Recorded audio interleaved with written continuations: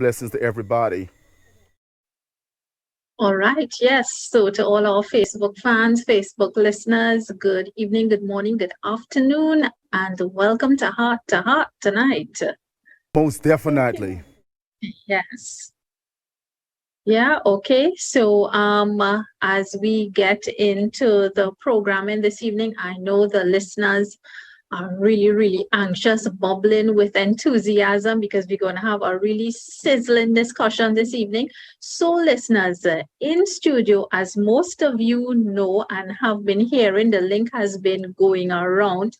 We have a wonderful, amazing young lady here this evening tonight on Heart to Heart with King Rocco and myself. So, she is no stranger to Facebook, no stranger to internet radio as well, and here to share her story with us, her amazing life's journey. We are very, very happy and glad to welcome the beautiful, talented, and most amazing lady, Miss Asha Samaroo, who is originally from, well, she's going to tell us where she is from. So let's welcome Asha. Asha, welcome to the studios of UVC Radio and Heart to Heart. Absolutely an honor to be here. Thank you very much. Okay, so Asha, as we get into the discussion tonight, I know some of our listeners know about you from way back when, and it's a new face, a new voice for others as well. So as we get into your story, you can tell us from the beginning, and you tell us, feel free to start and share, your journey with us. So we would like to hear all about you and your journey, the ups and downs, and anything you want to share with us tonight. Well, first of all, special good afternoon to all the listeners on Facebook, YouTube, and who tune into your station. I am Asha Samaroo. For those of you who know me, and those of you who don't know me, I am Asha Samaroo. I am from Trinidad and Tobago. I grew up in a little island, a little town called Princestown. And I have moved to the United States of America, the great state of Texas, about 10 years ago. So, I'm a mother of 4 children. I am in my second marriage. My first marriage was married to a police officer from Trinidad and Tobago. That relationship was very, very abusive. And I divorced many years ago and remarried. I have 2 boys and 2 girls, ages 30, 27, 18, and 14 years old. I'm 50 years old. Rocking it on, going on with it. Yeah, I could tell. And you look pretty amazing as well. Youthful. Thank you. Thank you for compliment. Thank you very much. So my journey started in 2017. I came on social media. That's how most people know me in 2017. Back in 2017, when I first came out and spoke about my child sexual abuse that I endured by my mother, 2 brothers. And, it is a lot of controversy with people and the way they accept someone who speaks out as blatantly and as openly as me. But people don't understand, Lady Anna, that is, I'm not on the social media platform for likes or for views. Right. I'm there to bring awareness to women. And I have been opposed a lot. Growing up as a child, it was hard enough not growing with a mother or father because I grew up with my grandparents. And I came from a big family. My mother had a lot of siblings, brothers and sisters. So being a child, the only child for my parents, and my parents being divorced, and then my mother had my elder brother with a previous marriage, I was often left alone and often, being treated as if though, I don't matter. Growing up in an Indian home, in a community that, you can't speak out, you can't talk about anything, everything you would get, a beating. So, growing up like that, it's very hard to speak out to anyone.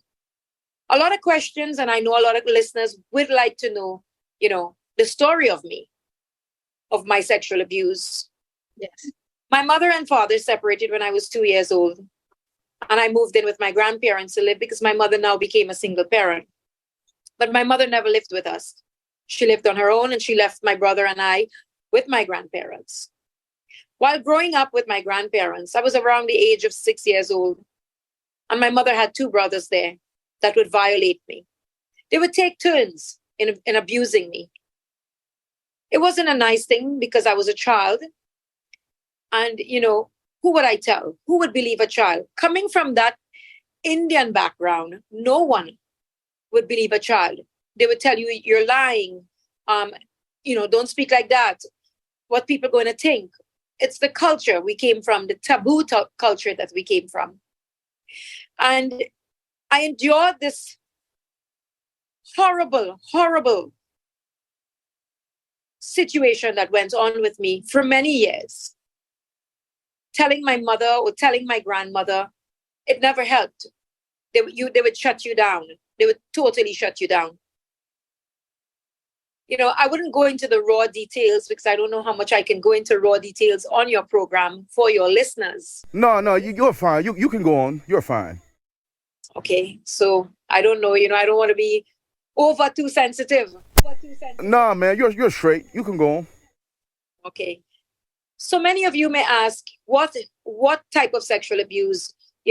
I believe sexual abuse is sexual abuse, whether it's rape, whether it's molestation, whether it's inappropriate touching. Most certainly. The culture we come from, King Rocco, it's that they shut you down. They make excuses that, if you say you're raped, they think it's penetration. But rape is rape. It doesn't matter. Very true. And that's what a lot of our people in our culture doesn't understand. They used to sexually molest me.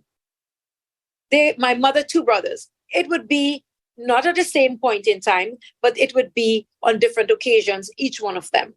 I never know if they were doing it to each other. I didn't know if each of them knew that they were doing it to me, because they never did it together. They did it on separate occasions. King Rocco, I am 50 years old. And the smell of that room, the layout of that home, the smell of the cigarette in their mouth, I am 50 years old and I will never forget. It's just like yesterday. I still have warning triggers. I still have triggers. I don't like being around people who smoke cigarettes. If I watch a movie with a child being abused, it enrages me. If people attack me, I get very defensive and I get very aggressive because I feel right. And a lot of people don't understand what it does to you. They think that you grow up, it's the past, and you got to leave it there. But they don't understand that it doesn't matter how much counseling you get. That stigma, that memory never leaves you. We cope and we learn to deal with what has happened to women like myself. Women who suffer the same hideous crime, they learn to cope and deal with. That's why we have recording in progress. That's why we have so many women that cannot keep a relationship. They don't know how to be because many of these women have never got counseling. Because of the abuse. Exactly. I am fortunate. At the age of 43, started taking counseling in the United States. I was blessed to live and privileged to live in a great country where these options are available and affordable for you.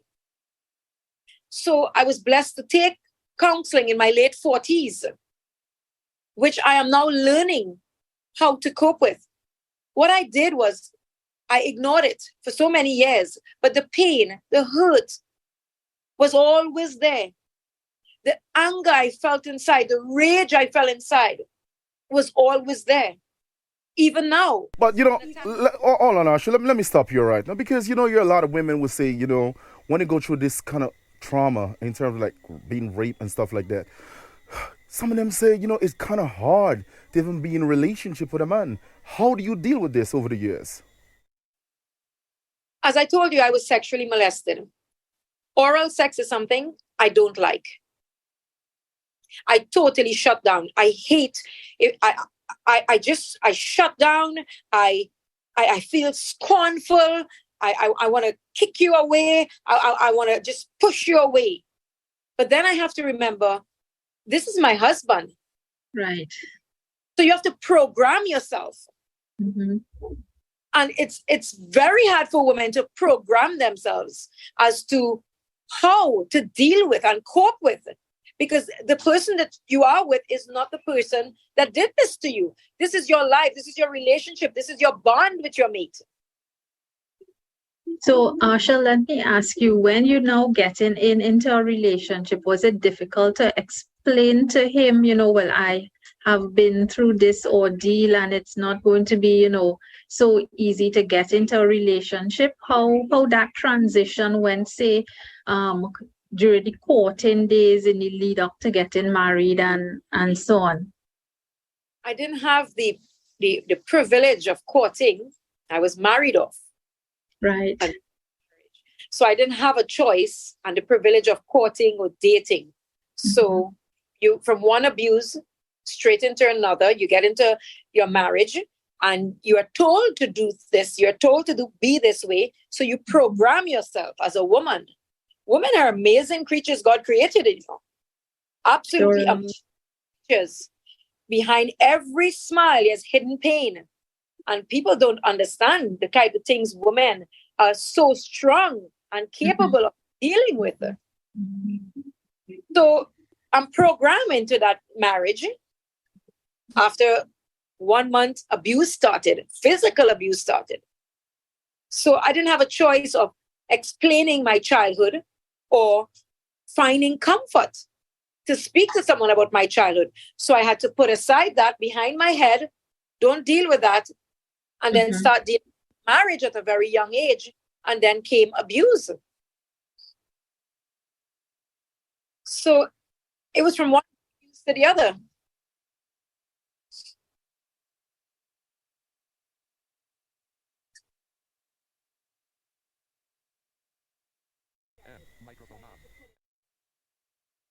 Is there anything anyone would like to?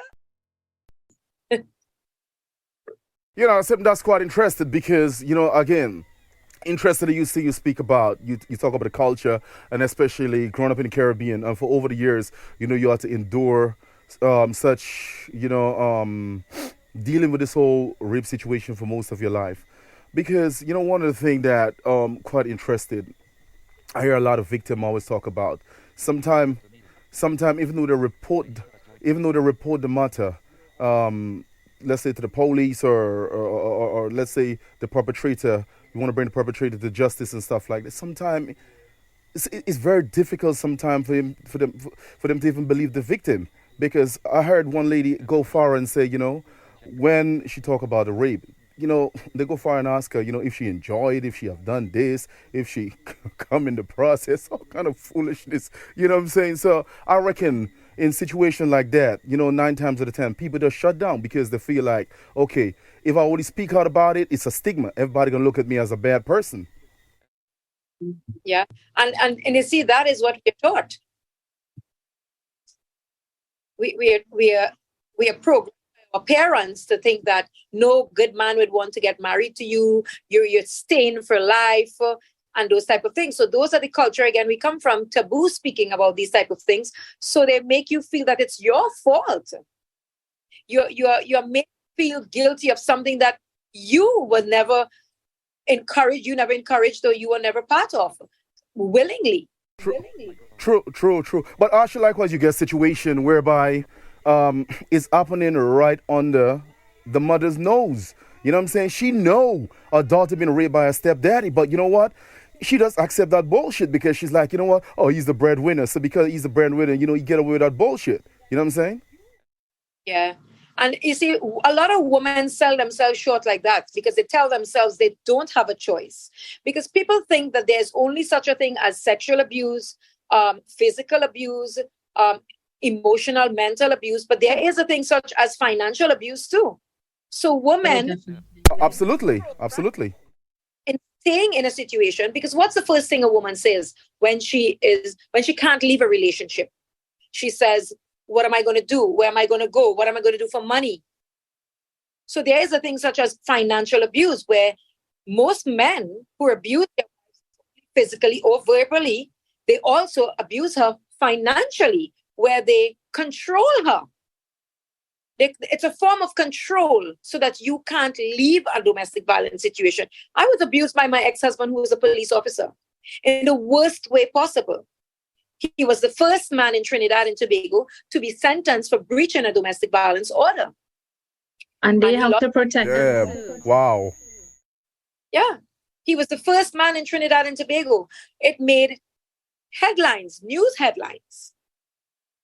And this one even more unique because, as long in law enforcement as well, too. And again, it's not like in America or other part of the world, people get away with stuff, but especially in the Caribbean, a lot of stuff go under the carpet.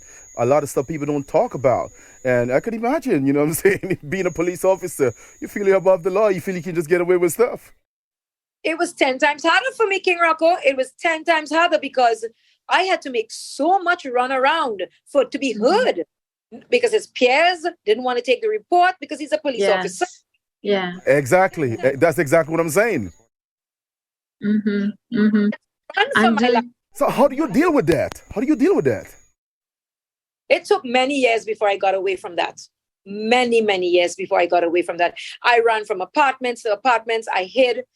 When I first left him, I slept on the streets with my children, because I didn't have anywhere to go. I just walked out, didn't know where I'm going. I had enough of this abuse, physical abuse. I have scars on my hand, my face, my body to prove and to show that, physical scars heal, but mental scars don't. It don't. But my question to you, Asha, where was your family support in all of this to help you through along this trauma that you have went through in life? Never had family support.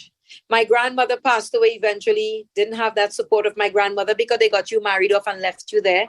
My mother never spoke with me because growing up, I told her my stepfather tried to interfere with me. She didn't want. So I became a magnet. I felt like I was a magnet for people to abuse me. I felt like from being a child, being abused, then came my stepfather, and then came my ex-husband. So I felt like this is life. Maybe this is normal. Wow. So it was very hard for me without having any parents, any siblings, anyone, because I am the second eldest of 5 siblings. They are all my mother's children, but we have different fathers. I didn't know my father. My mother prevented my father from visiting and seeing me, so I didn't know my father. I met my father when I was 27 years old.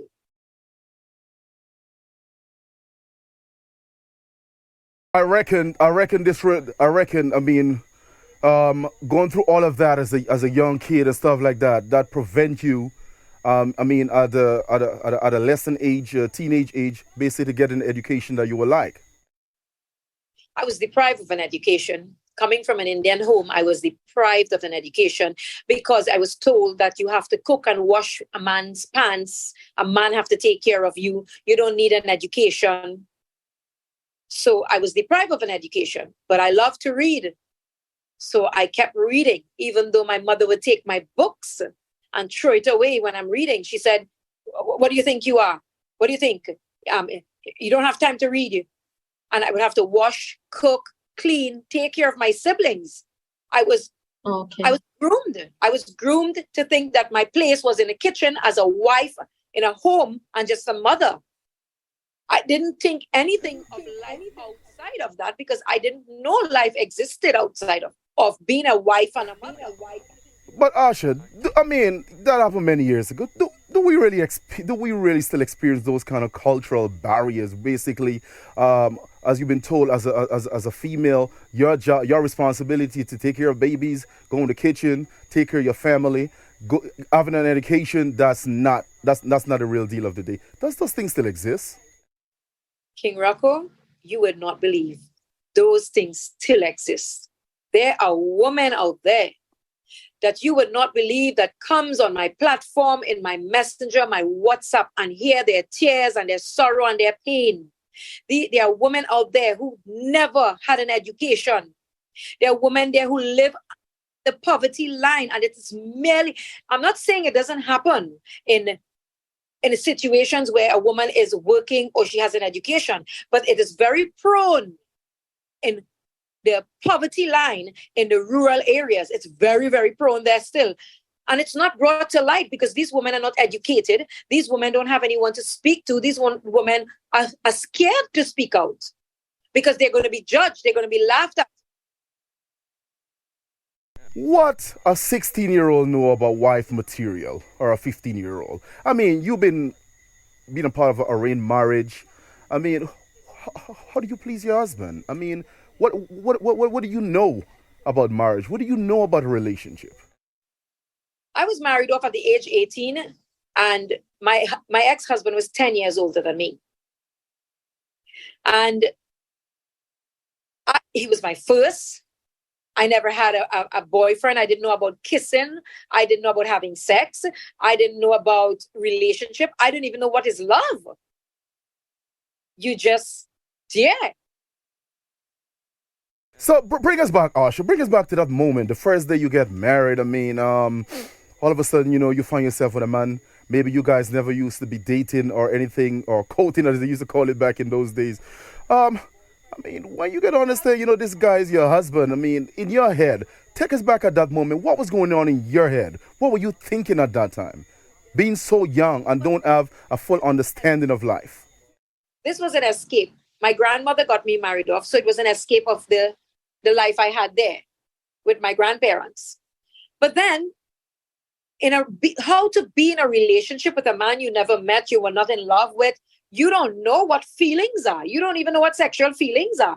You don't know what love is. You don't know if you're supposed to have an orgasm I mean, now I know that shit. Sorry. Now I know that. But, I mean, back then you don't know about that. I remember first time having intercourse, I was like, my mother's going to beat me. If my mother knows. Yeah, wow.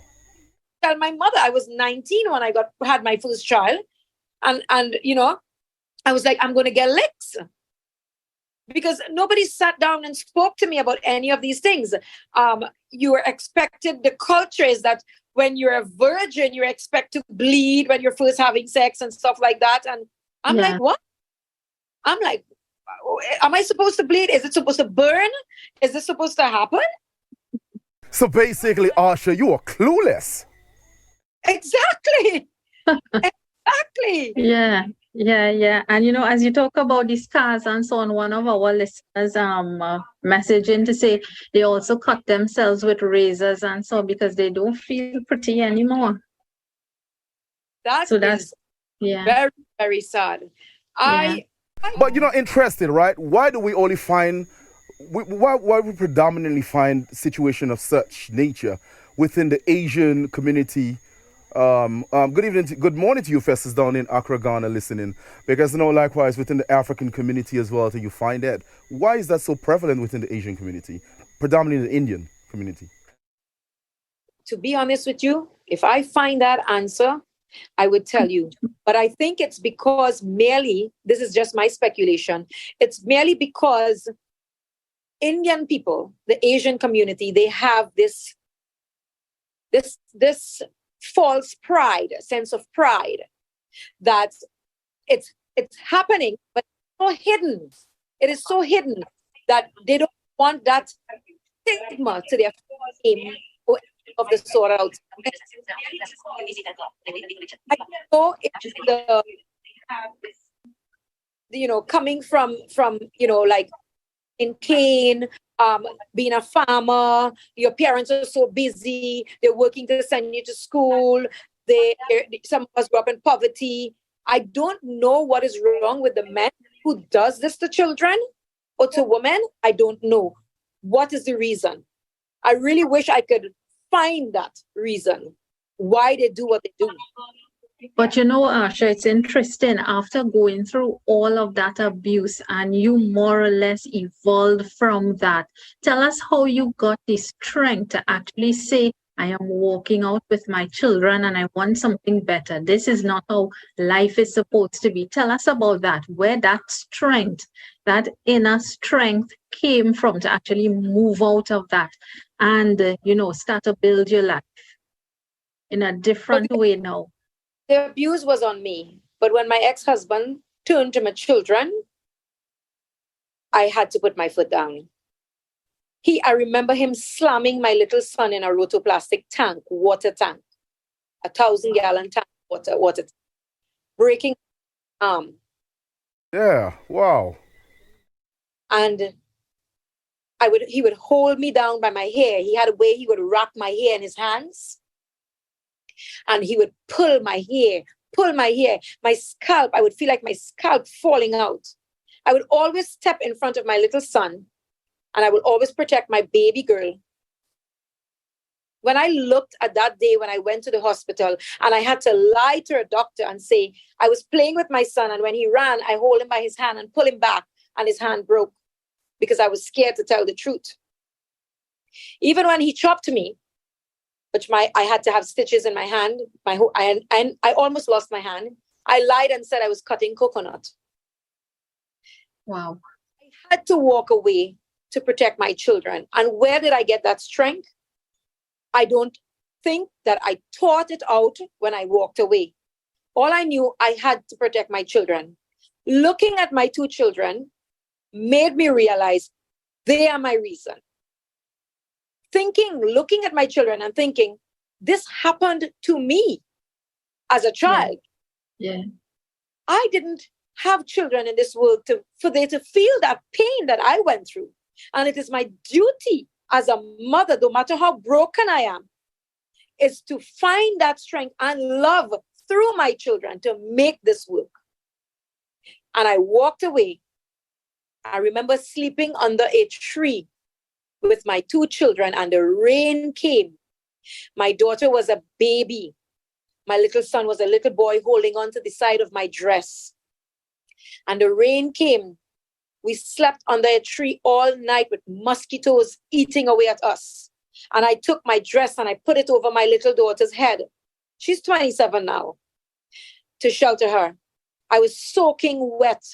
Morning came and I just kept walking the streets. I was walking into Princestown, and I stayed on the street. There was an old gas station in Princestown on Railway Road, Tramline Road. And I lived in that little gas station for a few days. It was an abandoned gas station with my children. I was smelling. I was soaking wet. I had the same clothes on for a week. And I remember not giving up, but just sitting there on the side of the pavement by the gas station. And I saw this shadow over me. I didn't even bother to raise my head because I don't know if I gave up or I just didn't know if I wanted to see anyone pass me by. And I saw this shadow over me. And this gentleman, he's the owner of Motorway Supplies in Cregnish in Princestown. He had an Islamic home. And he put his hand on my shoulders and he said, "What are you doing here with your children?" And I looked up at him and there was only tears in my eyes. I couldn't even answer him. I had given up on humanity. I had given up on all hope of any sort of help whatsoever. I had no one, nothing, nowhere to go. And that gentleman gave my children and I a place in the Islamic home. It was a home for the aged. And I lived there. The beds were like side by side, like a hospital. Yeah. The water, copper, there was a copper for those people who know what a copper is. Yes. A vessel stores water. The Yeah. water was green. People would come and feed you. And I remember people seeing my little daughter, she's now 27, and asking if she's for adoption. And the owner of Motorway Supply said, no, they're family. They just come to help us out. They're family. And I stayed there for many months with my children. Thank God for that. No one knew where I was. No one asked about me. No one inquired about me. Nobody knew about my life. And then one day I said to myself, this is not your life, Asha. I don't have an education. Who's going to hire me? I don't have anywhere to go. What am I going to do? But I told that gentleman, I said, I need to leave. I can't live here for the rest of my life. I need to leave. And that gentleman gave me some money in my hand.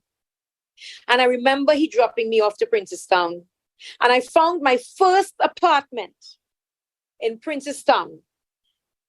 Back then, those days, apartment rent was $250, $350, which was a lot of money.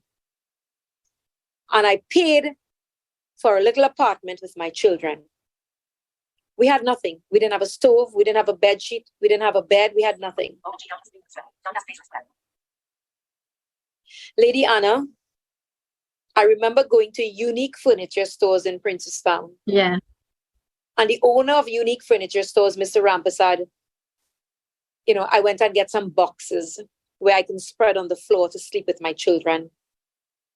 My children, my eldest son, he was going to open Bible kindergarten, and my daughter, she was a baby. So I couldn't work anywhere. What am I going to do for rent? So I went to the school, the open Bible school, and I sat with the pastor and I told him what is happening. And he said, that's okay. You don't have to pay the school fee.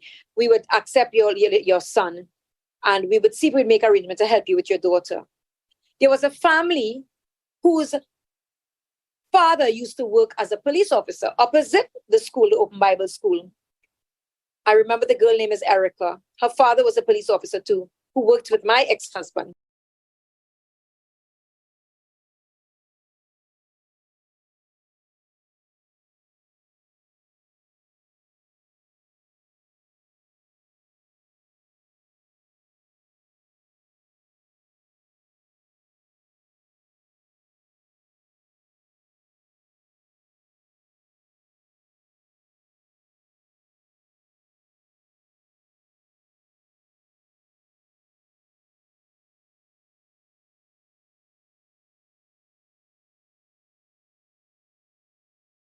Biggest daughter, she was a baby then. And I found my first job at RIK bookstore in San Fernando. And there I started in the missionary section. I started my first job there with no education, just by the pure luck or grace of God. And I remember buying my mattress. My mattress I bought from Unique Furniture Stores when I walked in with my $250, and that was the price for a mattress. Mm-hmm. And I remember the Rampasad said, no, I don't need the money, Asha. You take the mattress. Tell me what you want again. I said, well, I need a stove. He said, take the money and pay a down payment on the stove, and I will give you the mattress. I remember before I had a stove, Lady Anna, there was this iron heater in my apartment. I don't know who it belonged to. I would plug it on into the wall and hold it upside down and put an enamel cup on top of that to make tea for my daughter.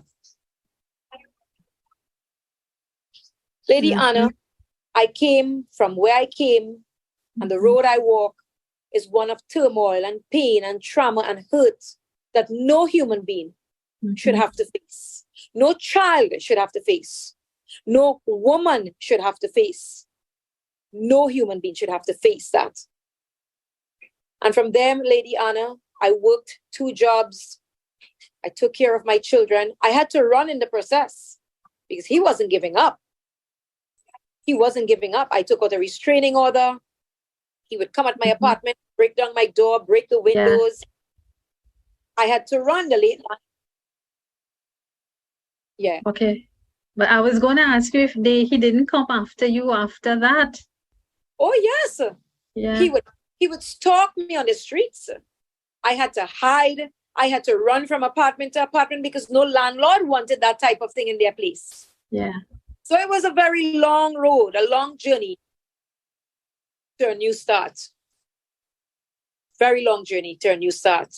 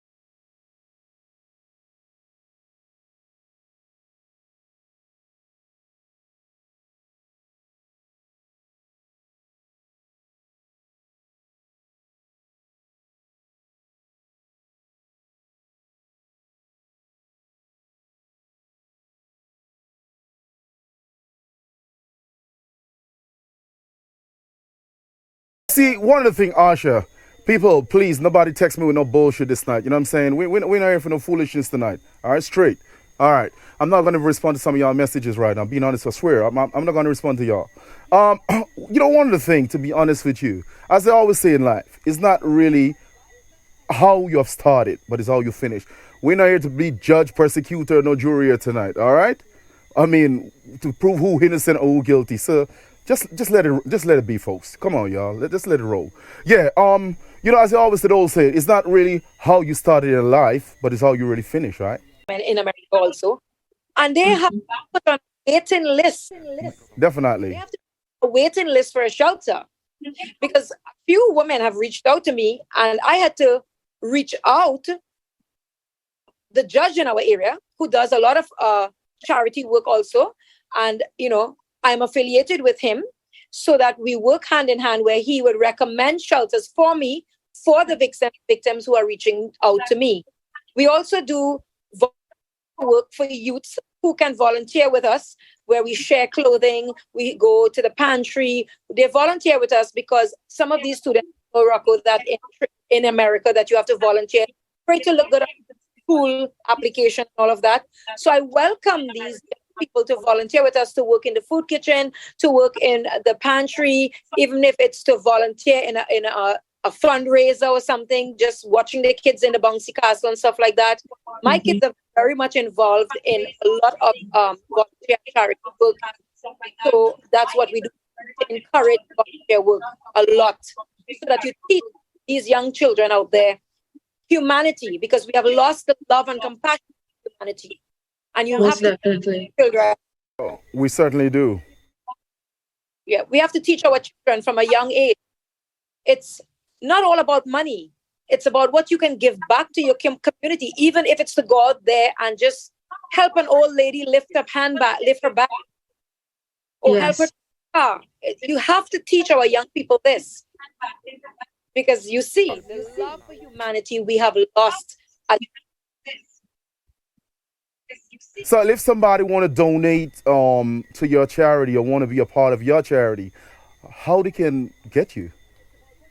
So we have a website called the 3angels.us, and we are legally registered. We have fundraisers. We have a donor on our website. We can also give you our routing number and our account number for Angel Helping Hands where you can donate.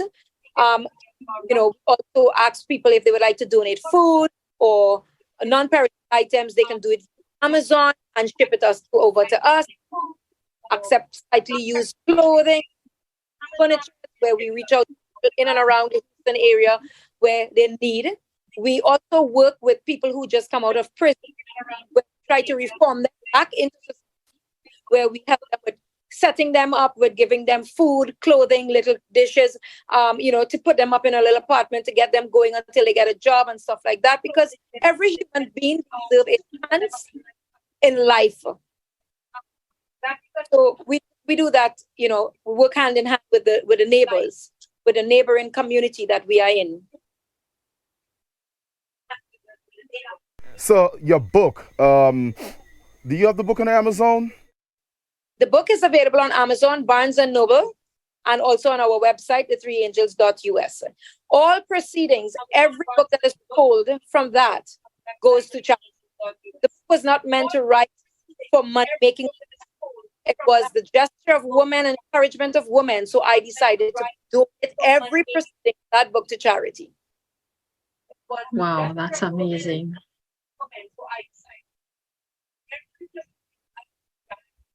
Thank you, guys. No, I'm just waiting to wrap up soon as you are ready. Asha, definitely, it's been a pleasure, sister, having you here tonight on Art Art with us on UVC Radio, the sun that binds us together. I think you have been a true inspiration. Um, it doesn't really matter what you did yesterday. I think what is important, what you have done, what you are doing today, and the contribution that you're making towards the development of human being. And for me, let me tell you something right now. Anything to do to develop people, I'm always up for that. You know what I'm saying? So I definitely want to throw my support. I think we all would want to throw our support behind you in what you are doing and continue to do what you're doing. As I said, not even the sky is the limit. Keep your head above water because I'm telling you this, man.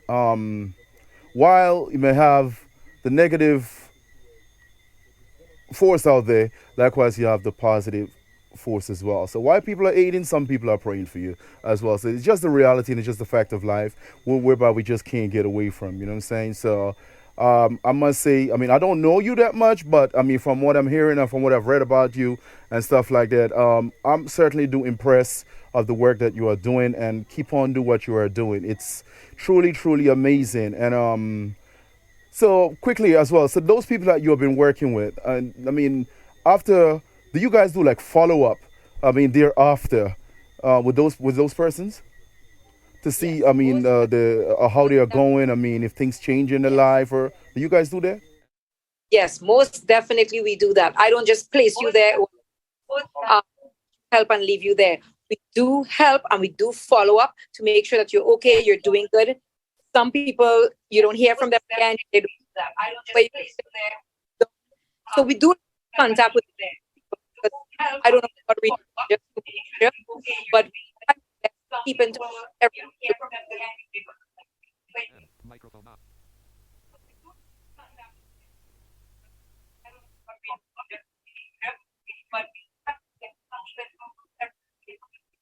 Microphone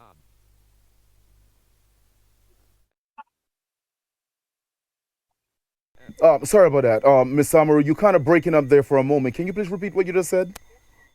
I said, yes, we do keep in touch with most of everyone that we help, but it's kind of hard to keep up with everybody because sometimes when you call back to a person, you don't get them. So people have moved on or they change their Gotcha. numbers. So we do follow-ups to make sure that, this family is doing well. I make personal calls to families and children, because a lot of them we help, they live in trailer parks and stuff like that. And, I want to follow up on them. So I go check on them to make sure they're okay and stuff like that. I do make a phone call, even to the women in the Caribbean. If they come to me with a problem and I call them, I follow up. Hey, are you okay? How's your day going today? I make that time.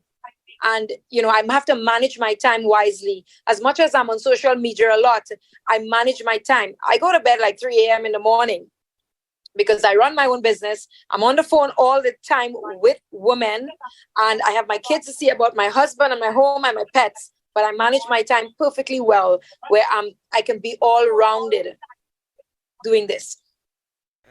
Miss Samaroo, what words of encouragement you will leave with anybody who's listening who have been through the same sort of similar situation that you have been and right now where you're at in your life? What are the words of encouragement you're going to leave with them?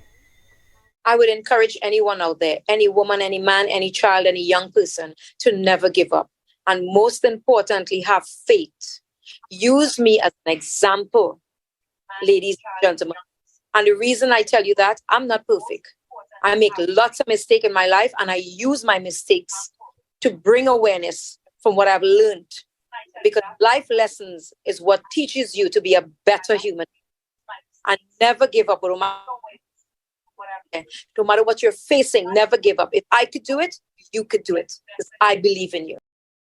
Said. Well said. Thank you very much, Miss Samaroo, for being right here on Art to Art on UVC Radio, the sound that binds us together. King Rocco HD, I am, and my co-host, Lady Anna. It's definitely been a pleasure having you this evening in the studio with us, and we want to wish you all the best in your endeavors in life. Thank you very much.